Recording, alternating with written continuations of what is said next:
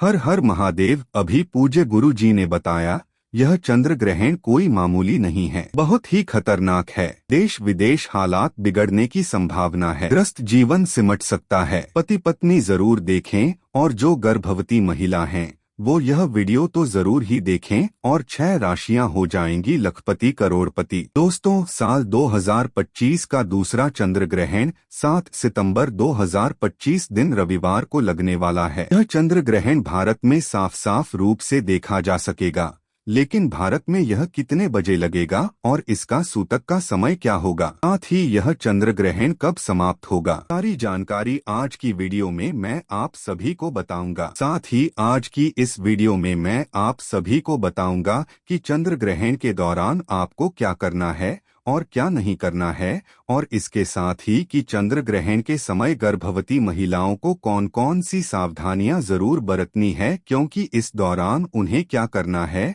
और क्या नहीं करना है। साथ ही उन्हें कौन से ऐसे उपाय जरूर करने होंगे ताकि उनका होने वाला जो शिशु है उस पर चंद्र ग्रहण का दुष्प्रभाव ना हो, सुरक्षित रहे। तो दोस्तों, इस वीडियो के माध्यम से सभी लोगों को साल के दूसरे और पूर्ण चंद्र ग्रहण की संपूर्ण जानकारी मिलेगी, इसलिए इस वीडियो को लास्ट तक जरूर देखिएगा। साथ इस वीडियो को देखने के बाद में आप ज्यादा से ज्यादा अपने पड़ोसी और रिश्तेदारों के साथ इस वीडियो को शेयर करना भी बिल्कुल मत भूलिएगा। साथ ही चंद्र ग्रहण के इस वीडियो को लाइक करके चैनल स्माइली फैमिली को सब्सक्राइब और पास वाला बेल आइकन जरूर प्रेस कीजिएगा, ताकि आने वाली हर एक वीडियो सबसे पहले आपको संपूर्ण जानकारी के रूप में मिले। दोस्तों, साल 2025 में कुल 4 ग्रहण हैं, जिनमें से 2 सूर्य ग्रहण और 2 चंद्र ग्रहण हैं, और इस साल जो पहला चंद्र ग्रहण था वो 14 मार्च 2025 को लग चुका है,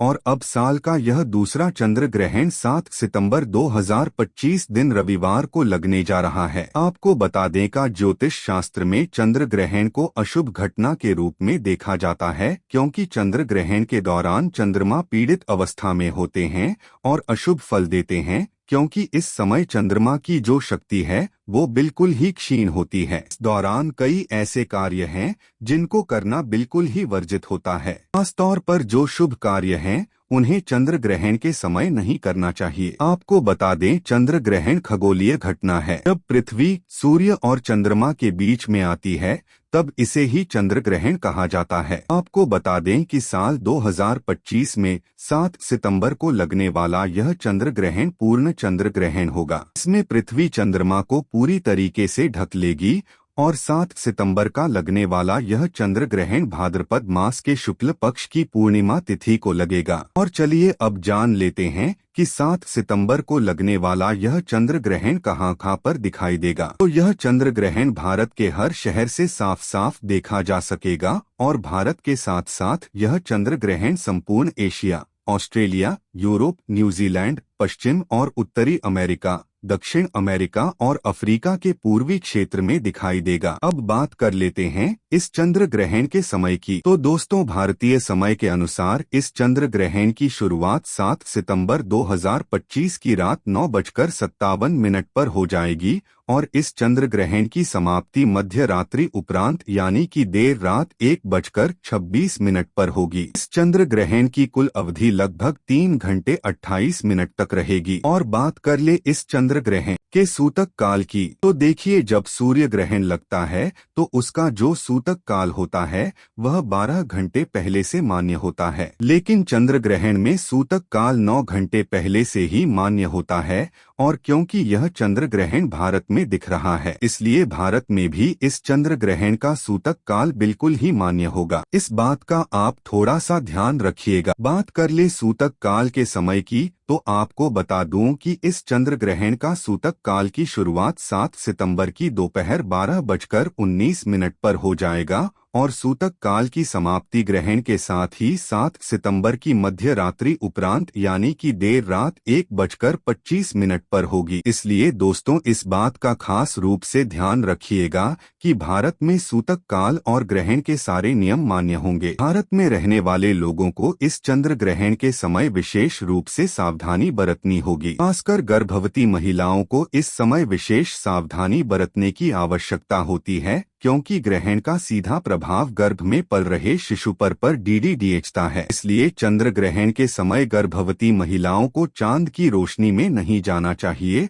और अपने गर्भ पर ग्रहण की छाया तो बिल्कुल ही नहीं पड़ने देनी चाहिए। साथ ही चंद्र ग्रहण के समय गर्भवती महिलाओं को ज्यादा से ज्यादा भगवान का ध्यान, मंत्र, जाप आदि करते रहना चाहिए या किसी धार्मिक पुस्तक का पाठ करना चाहिए। गर्भवती महिलाओं को नुकीली और धारदार चीजों, कुंडली में इसके दोष जो है वह हावी होने लगते हैं। इसीलिए ग्रहण को ना तो देखा जाना चाहिए और इससे अच्छा है कि हमें इस समय मंत्रों का जाप करें। शास्त्रों में कहा गया है कि ग्रहण के दौरान भगवान को किसी भी चीज को या मूर्ति आदि को हमें छूना नहीं चाहिए, क्योंकि मैंने आपको कई बार बताया है कि ग्रहण के दौरान देवी देवता जो है वह पीड़ित होते हैं। इसलिए भगवान की प्रतिमा को हाथ नहीं लगाया जाता है। इस दौरान तुलसी के पौधे को छूना भी मना होता है। कहते हैं कि सूतक से पहले ही तुलसी के पत्ते तोड़ डच कर रख लेना चाहिए। ग्रहण समाप्त होने तक तुलसी के पौधे को हाथ भी नहीं लगाना चाहिए। चंद्र ग्रहण के दौरान पीने और खाने पीने की हर सामान में तुलसी का पत्ता जरूर ही रख देना चाहिए। उससे ग्रहण का प्रभाव उस खाने पीने की वस्तु पर नहीं पीड़िएचता है। भगवान श्री हरि विष्णु बताते हैं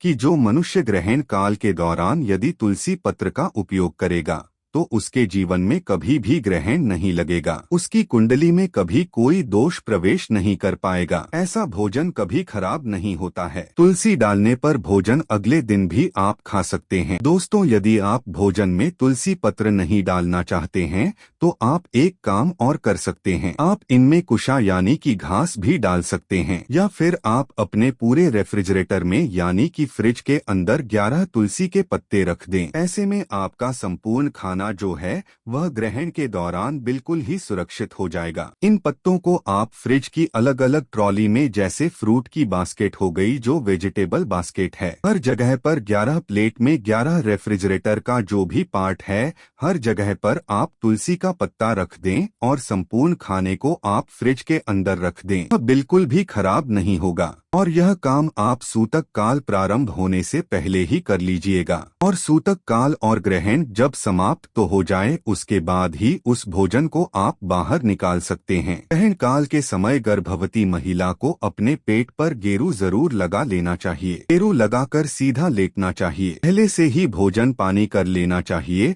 और छत पर गर्भवती महिला को नहीं निकालना चाहिए। इस समय यात्रा भी नहीं करनी चाहिए। इससे होने वाले शिशु पर ग्रहण का बहुत ज्यादा प्रभाव पीड़िएचता है। यदि भूख ज्यादा लगे आप तुलसी पत्र। आज हम आपको एक ऐसे रहस्य से रूबरू कराने वाले हैं जिसे जानने के बाद आप शायद कभी भी अज्ञानवश सड़क, जंगल या किसी सुनसान जगह पर पड़ी हुई वस्तु को हाथ लगाने से पहले 1000 बार सोचेंगे। दोस्तों, अक्सर आपने देखा होगा कि राह चलते समय जमीन पर अचानक कोई चमचमाता हुआ सिक्का, रुपया या नोट पड़ा हुआ दिखाई दे जाता है। उस समय मन बड़ा विचलित होता है। दिमाग तुरंत कहता है, वाह, किस्मत चमक गई, ये धन तो मेरे भाग्य का संकेत है।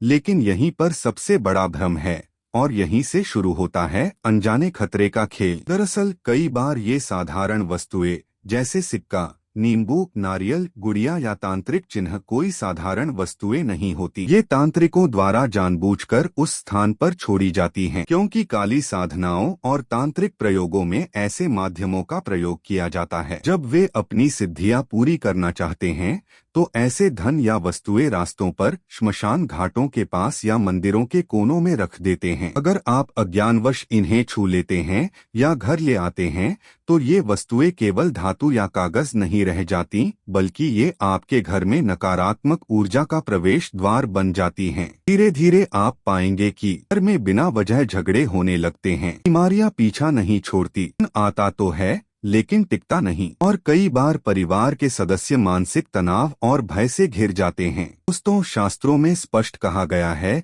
कि अज्ञात वस्तु का स्पर्श भी अपवित्रता लाता है। इस वस्तु का स्रोत, उद्देश्य और कारण आपको न पता हो, उसे उठाना और घर लाना अपने पैरों पर कुल्हाड़ी मारने जैसा है। यहाँ तक कि पुराने लोग कहते आए हैं, सड़क पर मिला रुपया घर का सुख हर लेता है, क्योंकि वह रुपया आपके लिए नहीं छोड़ा गया बल्कि किसी और के दुर्भाव से वहां रखा गया है। अब सवाल उठता है, अगर अनजाने में कभी ऐसी वस्तु छू ली जाए तो क्या करें? तो सबसे पहले उसे घर तक न लाएं। वहीं पर किसी लकड़ी या कागज से हटाकर मिट्टी में दबा दें। दूसरा, अपने इष्ट देव का स्मरण करें और गंगाजल या शुद्ध जल से अपने हाथ पैर धो लें। और तीसरा, घर पहुंचकर भगवान का नाम लेकर दीपक जलाएं।